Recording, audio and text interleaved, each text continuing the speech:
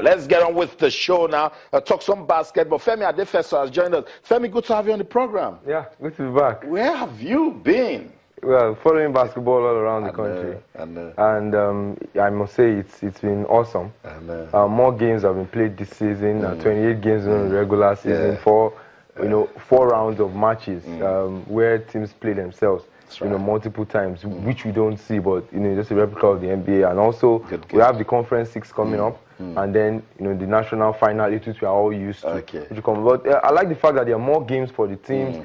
Some teams started poorly, they gradually gathered momentum, and they've been able to push to the end. Some have managed to sneak into the Conference 6, which now brings everybody to the same level. Regardless of how many games you won or lost in the regular season, it's time to fight. Exactly, for that four spots in your conference to determine whether or not you get to the national finals, which of course I'm looking forward to. Of course, we're looking forward to that. You just come out smooth and clean, telling me that you've been following basketball around the country and you didn't talk about the leadership crisis. Well, that's drama. To be honest with you, I've been trying to take a big look away from that, and focus on on the game itself, because that's what is most important. It's all about the players. It's all about the league. If you can develop this league and promote these players, then money will be coming in. That's what is most important. Leadership would always change, regardless. No one will be there forever. So as much as it sounds a little bit awkward, I really don't pay too much attention to it. However, I mean, FIBA has clearly stated that yes, they will be corresponding with one board, but at the same time, they are not endorsing any of the boards, even though they will be, and that we are from now till November 30th. So just wait till November 30th. Then you can ask me a question and I can say something. But right now, I'm standing with FIBA and whatever it is. Okay, so that's it. FIBA is the alpha and omega in this one. Now, before we get to the national team, let's just talk about women's basketball. First Bank still showing supremacy in that one. Were you in any way surprised that they got the title again? No, I wasn't surprised because you look at the caliber of players they have on their roster, and you would expect, yes, it would happen. Looking back at the squad that made, the AfroBasket in 2015, they had about 5 players, from that squad still present in this First Bank team. Then they also managed to recruit big. But guess what? My surprise of the tournament was actually the team they played in the finals, First Deporter. First Deporter last season didn't even come close to the playoffs in any way, in any form. But guess what? This year, they managed a fairy tale run, and they made it all the way to the finals. About 5 of those girls, on that First Deporter team, were actually part of the under-16 team that came second in Madagascar, if you remember, in 2015, and they couldn't go to the World Championship due to visa issues in Spain. So you can imagine the tremendous amount of progress that they've been able to make to now compete with national team players in First Bank, which they competed against in the first game and in the last game, because they only lost 2 games during the playoffs. And the first game, they did so well. I thought they just showed too much respect to First Bank, otherwise they would have even gone on to win that one. Absolutely. I think they should respect. Spot on there.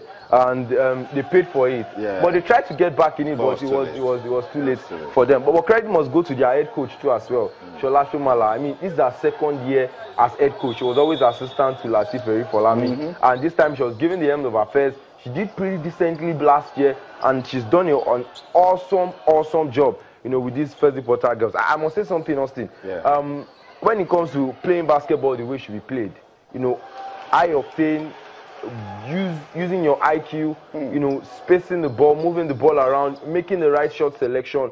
I think no other team did it. Not even First Bank did it as good as these First Deporter girls. They are young, they are dynamic, and I give them a space of 2 years. They can keep them together, because I know all these other teams are looking, and money rules the game. If they poach them, it will be very bad. But if they can keep the core together, which I think they can, they will be forced to reckon with in the next couple of years. Nkechi Akashile, that's our former team also.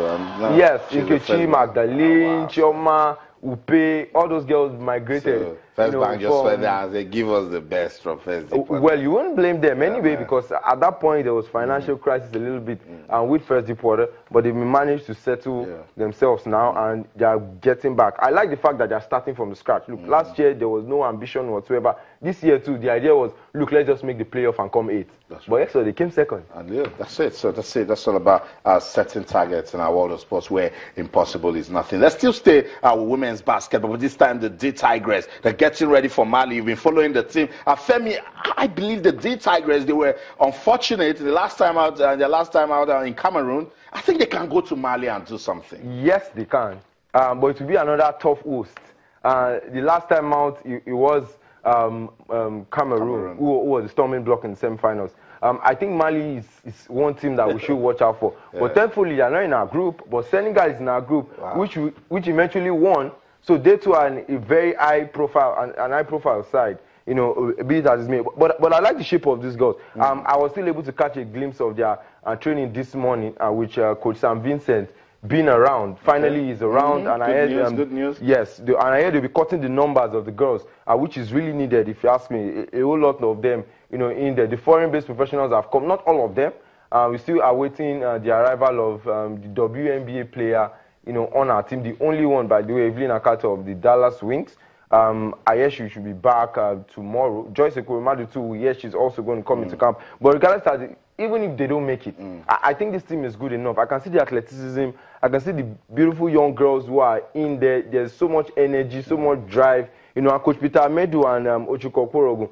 Ochuko Okorogun have been doing a good job, you know, on those girls. I think it's just a case of putting your head down, keeping your eyes on the prize. And I know there's a bitter pill from last year. I know, and I'm glad we left the bulk of that team. So it's going to be in their head that we lost it narrowly. Just 1 point, Femi. Just 1 point. So now this time they will know that if they have an opportunity, they take but that's the game of basketball. You can lose in the last second of the game. I mean, just like the way we beat Korea, you know, at the Olympic qualifying event, just by the same margin. But I believe in this crop of players. There's a good mix of experience, youth, and girls who are hungry. You see hunger, you're all pushing themselves. Even the local based players are pushing to ensure that they make that squad. Because I think there's something special about this. I think the last time I saw a team as good as this was the 2004 team, and I had Umfong Doka, Magda Ben, you know, Aisha Mohammed, and a couple of other players. Who went to the Olympic Games for the first time, you know, back then. And coincidentally, the coach right now was the one that tutored them, you know, to that tournament. So I'm just wishing them all the very best. We keep supporting them. We keep shouting. Hopefully, we'll get a bunch of us to go to Mali as well. And, you know, just give them some support. Because Mali will be very intimidating. That I can assure you.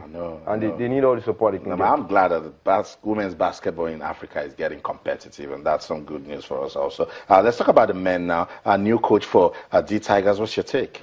To be honest with you, immediately I got the news, I started hitting up all the players that I know that are on the D Tigers team, to know what their reactions were, how they felt. You know, some said they've heard before it was announced, others were shocked at the news. For me, I was a bit disappointed. Tell me why. A bit disappointed in the sense that I was also fortunate, you know, to be in Tunisia, to witness that historic run. And I saw a unit that was built by Coach William Voigt and the backroom staff. You know, he brought in his own assistant coaches, and John Bryant, Matthias Mekoff, and then a couple of the local-based players that was there. And you could see, apart from the fact that the players were hungry and wanted to play to win, they were also playing for the coach. And I think the coach has been able to build a form of synergy. And he's been building up. You know, because the bulk of the team went to Rio for the Olympics. Still with the same William Voigt. Still with the same coach and the same backroom staff. And he had already planned out he already had a bluept for the Afro basket ready. He was just waiting to be called. And I'm sure that blueprint would have been tied around defending the title they won in Tunisia. But also, to be honest, Coach Alex Nwara is not a bad choice. Tell us about him. He's not a bad choice. Coincidentally, too, I ran into the man in Abidjan in 2013. You know, when he was the coach of Cape Verde Island. And if there was one thing that actually most impressed me about him was the fact that he couldn't speak a word of Spanish or whatever language they speak in Cape Verde right now. And he was able to tutor those boys to play. They were the second youngest side in 2013. You know, I remember very, very well. Nobody expected them to do too much, but they managed, you know, played a few games, got knocked out in the quarterfinals, where they eventually played Nigeria in the classification games, which they eventually did beat us, you know, by 2 points. But Coach Alex is a fantastic individual. He also coaches in the US, you know, in the high school division, which is also good because developmentally, you know, it helps out. But the worry is the short space of time to put all these things together. That's right. And I just hope that the players too will be professional, you know, at the end of the day, because hey, look, we are all being called to serve the country as you know, whether we like it or not, and this is duty, and you just have to, you know, go on and serve, which is most important. You know, but if you had asked me what I would have suggested, I think you could have just easily, you know, put in Coach Alex Nwora, you know, on the backroom staff with Coach Voigt. But we don't also know, maybe Coach Voigt didn't want the job again,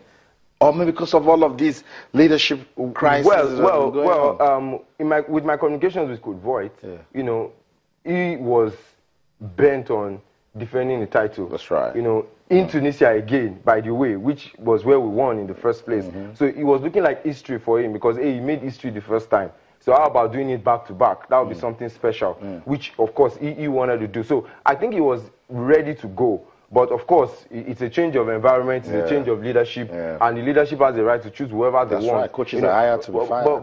But it should have been a good miss because the leadership had a good idea. They said they want to bring in, you know, Nigerian involvement, which is good. But it should have just been part of the coaching staff, and maybe when the leadership tussle is settled, you know, when we can know where we are going. You are preaching continuity. The administrators don't see it that way. I get where you're coming from. It's Sports Tonight on Channels Television. We're taking a look at basketball in Nigeria. But we'll go on this break. When we come back, we'll wrap up this show. Don't go anywhere. We'll be right back.